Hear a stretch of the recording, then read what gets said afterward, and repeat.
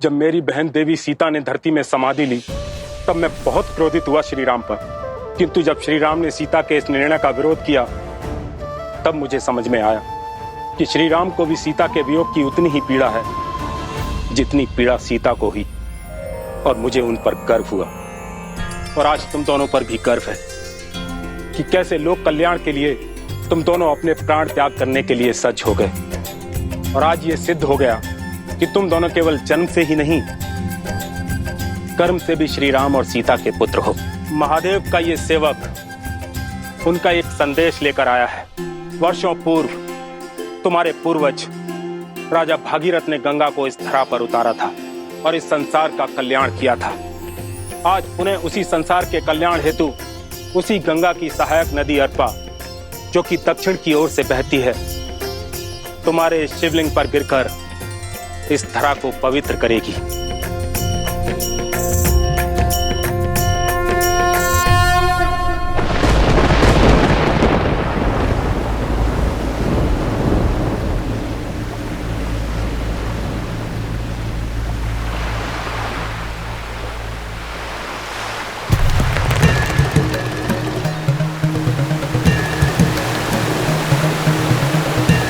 धन्य हो महादेव।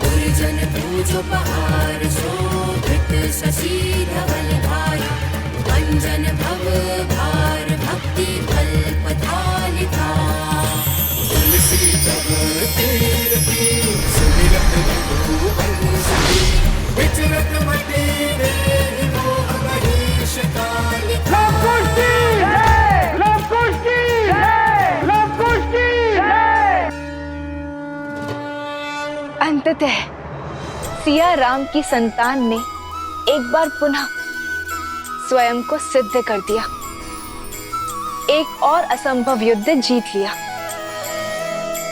परंतु महादेव, पहले पिता से पृथक होने का दुख, फिर अपनी माता को खोने का दंश, और अब जगत कल्याण के पथ पर आए अनगिनत कष्ट। क्या लवकुश की इतनी परीक्षाएं उचित है? क्या उनसे सुख और शांति से जीवन जीने का अधिकार छीनना न्याय संगत है? देवी, हर परीक्षा अपने साथ एक नई सीख लेकर आती है। लवकुश के जीवन में आई ये परीक्षाएं उनके लिए एक नई सीख तो लाई ही हैं, साथ ही संसार के समक्ष कुछ सिद्ध करने के लिए भी आई हैं। यूं समझ लीजिए कि सत्य का आवरण हटाने के लिए ही उत्पन्न हुई है। कैसा सत्य महादेव? वही सत्य देवी जिसे आपने जाना है, जिसे लवकुश ने अनुभव किया है, जिसे श्री राम ने जन्म से पाया है, और अब लवकुश अपने कर्म से पा रहे हैं। इनके भीतर से निकली ज्योत सारे संसार को जगमग कर रही है, अर्थात इनका मन पूर्णतः स्थिर है। हाँ देवी, जो स्थिर है वही जागृत है, और जो जागृत है वही संसार का उपकार करने में सक्षम है, जगत को बदलने की शक्ति रखता है। जिस निष्ठा और धैर्य के साथ लवकुश ने निरंतर ये जप तप किया है, वो उनकी जागृति का ही तो प्रतीक है। ये सिद्ध करता है कि लवकुश संसार में धर्म का प्रकाश बनेंगे। अपने शौर्य और धर्म की ज्योत से संसार को ज्योतिर्मय करेंगे, श्री राम की विरासत को, राम राज्य को आगे ले जाएंगे।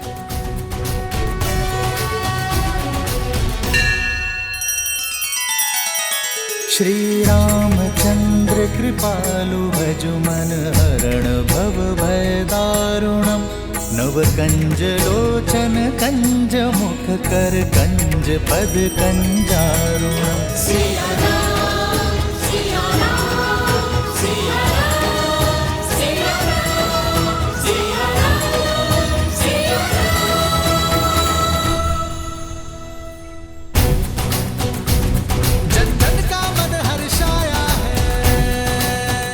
राजकुमार लव, राजकुमार कुश, आपने हमें संकट से तो मुक्ति दिला ही दी, हमारी ओर से एक प्रार्थना और स्वीकार कर लीजिए। हमारे राज्य को कौशल की शरण में ले लीजिए और उसकी बागडोर संभाल लीजिए। जो भी राज्य श्री राम की शरण में आएगा उसे तो हमें स्वीकार करना ही होगा, किंतु इस राज्य की बागडोर लव नहीं, केवल कुश संभालेगा।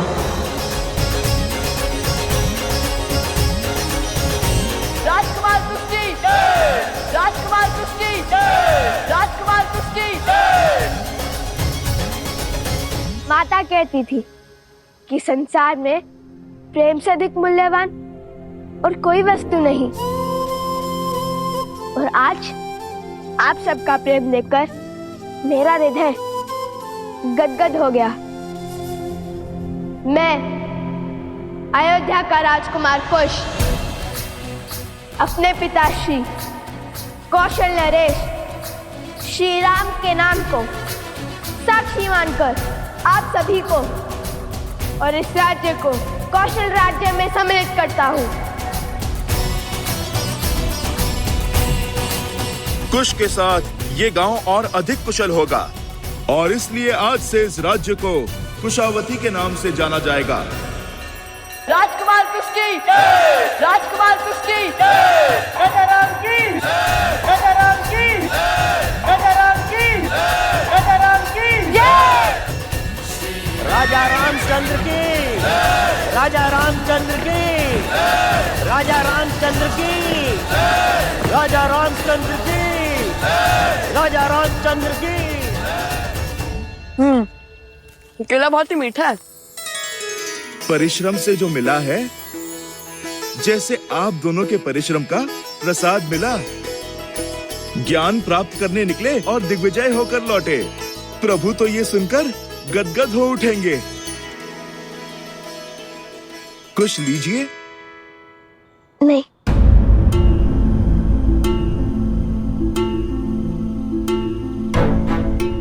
क्या हुआ हनुमान जी, रुक क्यों गए? तुम और भोजन के लिए मना करो, तनिक असंभव प्रतीत होता है। बात भूख की नहीं है, वो मामा श्री वासुकी से मिलकर माता का स्मरण हुआ है बस।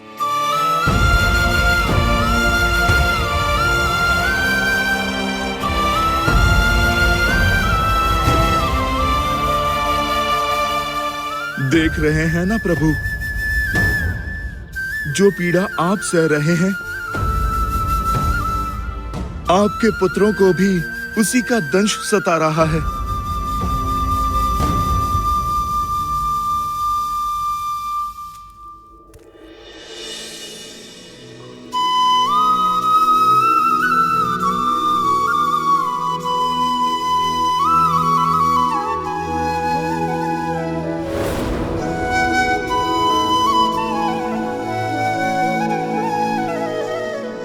क्षमा करे गुरुवर, किंतु पुत्र का मोह ही कुछ ऐसा है, समक्ष रहे तो मन आनंद से भर जाता है, और यदि ना हो तो आंखें भर आती है। आज मेरे मन में सहस्त्र प्रश्न उठ रहे हैं। क्या अयोध्या को कभी संपूर्ण सुख की प्राप्ति होगी? क्या हमारा परिवार कभी चैन की श्वास ले पाएगा? क्या संकट, क्या परीक्षा और कष्ट की ये घड़ी कभी समाप्त हो पाएगी? कितना समय हो गया रघुकुल के अंशों ने साथ मिलकर आरती नहीं की। राम कुल और प्रजा के दायित्व को निभाने के लिए यात्रा पर निकला है। भरत उसके साथ युद्ध भूमि में है और मेरे पौत्र वो तो आने वाले समय के लिए स्वयं को सज्ज करने के मार्ग पर अग्रसर है। गुरुवर, क्या हमारे जीवन में केवल वियोग का दुख लिखा है?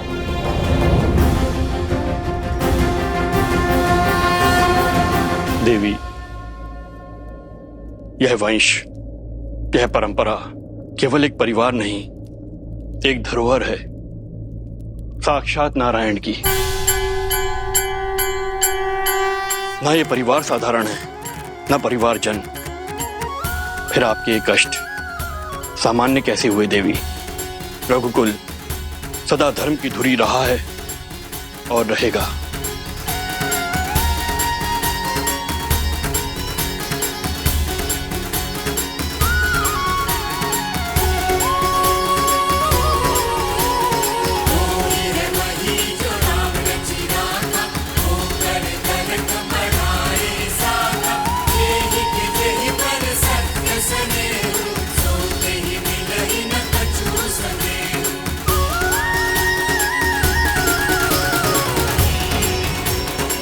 सूर्य वंश है ये। सूर्य स्वयं तपकर ही प्रकाश देता है। स्वर्ण के आभूषण को बनाने वाली भट्टी को आंच सहनी पड़ती है। जो संसार संवारने निकले हैं उन्हें कष्ट सहना पड़ेगा। इसलिए चिंता त्यागिए और भक्ति कीजिए देवी। पूर्ण श्रद्धा से प्रार्थना कीजिए। दुख की दुहाई में नहीं, केवल ईश्वर की आराधना में रमिए।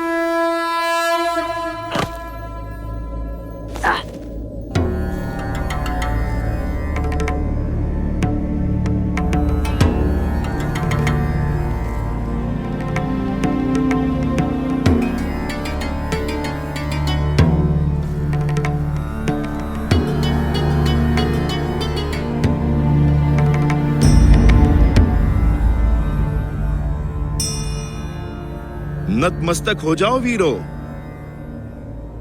हम भगवान विष्णु के बहुत प्राचीन मंदिर में खड़े हैं। चलो कुश, अब संसार की दिशा सुधारने वाले भगवान विष्णु के पूजन स्थल को सुधारे।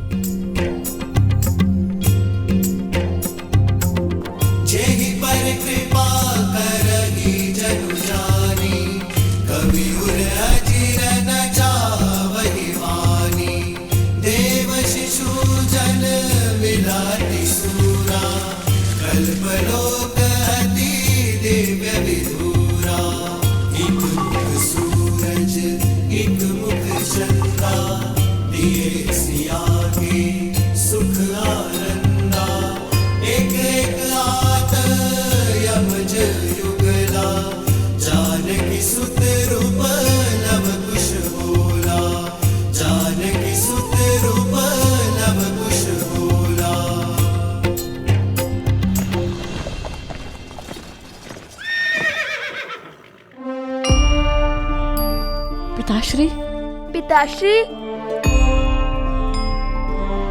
प्रभु,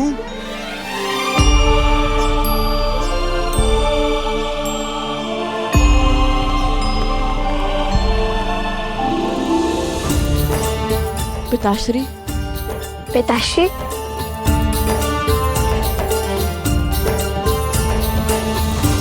पुत्रों,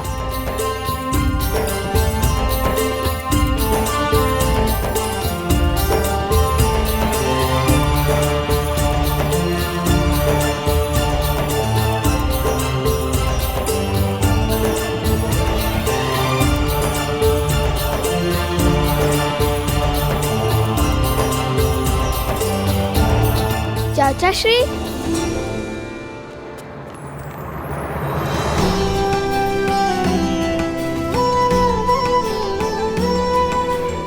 आयुष्मान भव।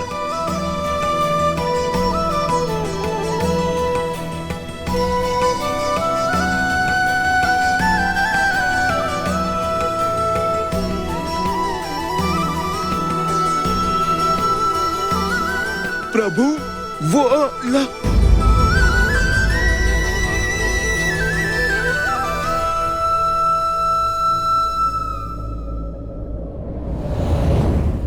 अष्टबाहु का अंत ही नहीं, श्रद्धा का नया अध्याय भी लिखा है लव कुश ने।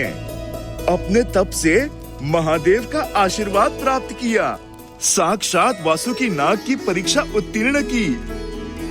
दो शब्दों में कहूँ प्रभु तो इनका भविष्य दिग्विजय में परिवर्तित हो रहा है।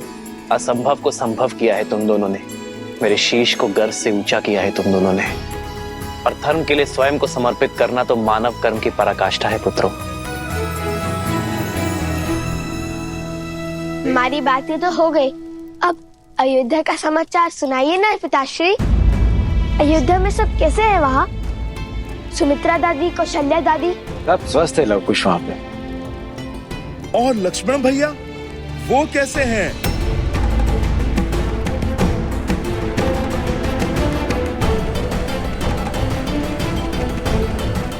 अयोध्या सकुशल है हनुमान, चिंता की कोई बात नहीं है। और रहा मेरे लक्ष्मण का प्रश्न, तो वो अपने इस भ्राता अपने राम की प्रतीक्षा में है। आपको उन्हें कहना होगा कि वो मुझे मृत्यु का ये दंड भोगने की आज्ञा दे दे। चाहिए हनुमान जी, और शुभ समाचार लेकर ही लौटिएगा। अयोध्या की लाज अब आप ही के हाथ में है। भैया, इतने समय के पश्चात लवकुश से भेंट हुई, आज रात्रि हम यहीं रुक जाएं? अवश्य भरत।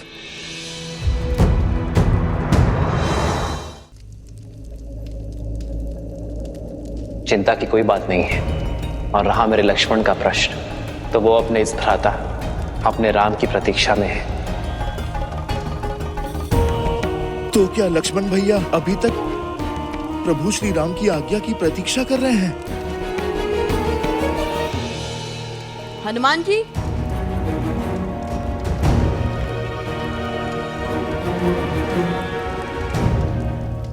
क्या बात है?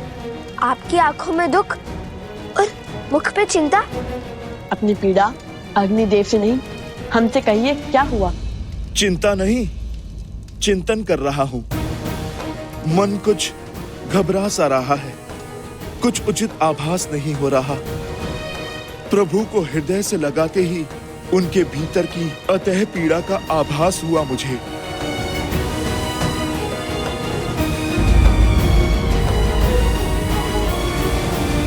पीड़ा? कैसी पीड़ा? वो तो ज्ञात नहीं, किंतु इतना अवश्य है कि प्रभु और भरत भैया हमसे कुछ छुपा रहे हैं। अपने भीतर की पीड़ा हमसे कहने में कतरा रहे हैं।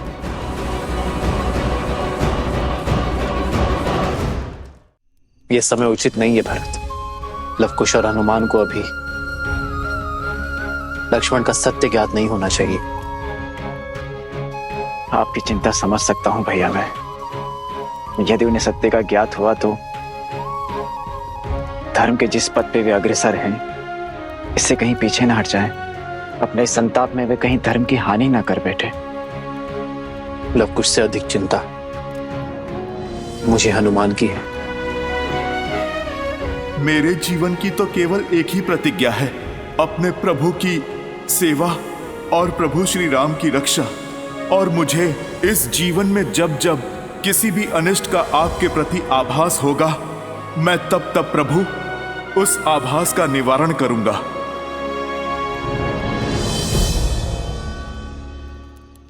प्रभु की पीड़ा का कारण जानने का एक मार्ग है। क्या? अयोध्या। वहीं जाकर सत्य का भेद खुलेगा।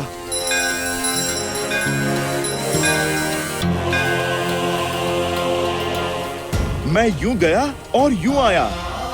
एक बार अपनी आंखों से अयोध्या और लक्ष्मण भैया को देख लूंगा तो मुझे संतुष्टि मिल जाएगी। उचित है, जैसी आपकी इच्छा। लक्ष्मण काका श्री को हमारा प्रणाम कहिएगा। और इतना तो हम भी जान गए, जब तक श्री राम भक्त हनुमान को संतुष्टि नहीं मिलेगी तब तक न उनका पग रुकेगा और ना चिंता। शीघ्र लौटिएगा हनुमान जी। रात्रि भोज में आपकी प्रतीक्षा रहेगी।